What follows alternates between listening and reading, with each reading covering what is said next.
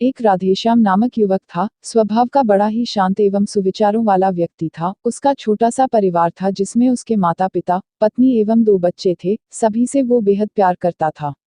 इसके अलावा वो कृष्ण भक्त था और सभी पर दया भाव रखता था, जरूरतमंद की सेवा करता था, किसी को दुख नहीं देता था। उसके इन्हीं गुणों के कारण श्री कृष्ण उससे बहुत प्रसन्न थे और सदैव उसके साथ रहते थे। और राधेश्याम अपने कृष्ण को देख भी सकता था और बातें भी करता था। इसके बावजूद उसने कभी ईश्वर से कुछ नहीं मांगा। वह बहुत खुश रहता था क्योंकि ईश्वर हमेशा उसके साथ रहते थे, उसे मार्गदर्शन देते थे। राधेश्याम भी कृष्ण को अपने मित्र की तरह ही पुकारता था और उनसे अपने विचारों को बांटता था।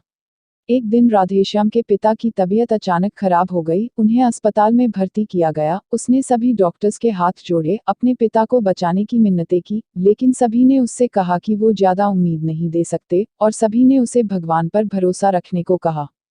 तभी राधेश्याम को कृष्ण का ख्याल आया और उसने अपने कृष्ण को पुकारा। कृष्ण दौड़े चले आए। राधेश्याम ने कहा, मित्र, तुम तो भगवान हो, मेरे पिता को बचा लो। कृष्ण ने कहा, मित्र, ये मेरे हाथों में नहीं है, अगर मृत्यु का समय होगा तो होना तय है। इस पर राधेश्याम नाराज हो गया और कृष्ण से लड़ने लगा, गुस्से में उन्हें कोसने लगा। भगवान ने भी उसे बहुत समझाया पर उसने एक ना सुनी।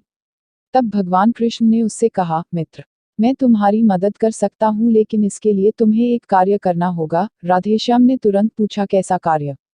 कृष्ण ने कहा, तुम्हें किसी एक घर से मुट्ठी भर ज्वार लानी होगी और ध्यान रखना होगा कि उस परिवार में कभी किसी की मृत्यु न हुई हो। राधेश्याम झट से हाँ बोलकर तलाश में निकल गया। उसने कई दरवाजे खटखटाए। हर घर में ज्वार तो होती, लेकिन ऐसा कोई नहीं होता जिनके परिवार में किसी की मृत्यु ना हुई हो। किसी का पिता, किसी का दादा, किसी का भाई, माँ, काकी या बहन। 2 दिन तक भटकने के बाद भी राधेश्याम को ऐसा एक भी घर नहीं मिला।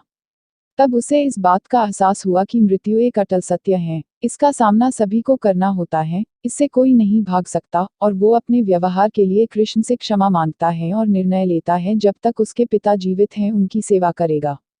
थोड़े दिनों बाद राधेश्याम के पिता स्वर्ग सिधार जाते हैं। उसे दुख तो होता है, लेकिन ईश्वर की दी उस सीख के कारण उसका मन शांत रहता है।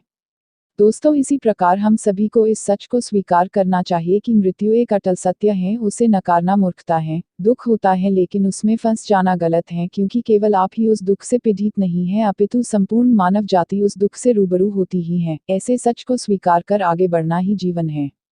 कई बार हम अपने किसी खास के चले जाने से इतने बेबस हो जाते हैं कि सामने खड़ा जीवन और उससे जुड़े लोग हमें दिखाई ही नहीं पड़ते। ऐसे अंधकार से निकलना मुश्किल हो जाता है। जो मनुष्य मृत्यु के सत्य को स्वीकार कर लेता है, उसका जीवन भार विहीन हो जाता है और उसे कभी कोई कष्ट तोड़ नहीं सकता। वो जीवन के हर क्षेत्र में आगे बढ़ता जाता है।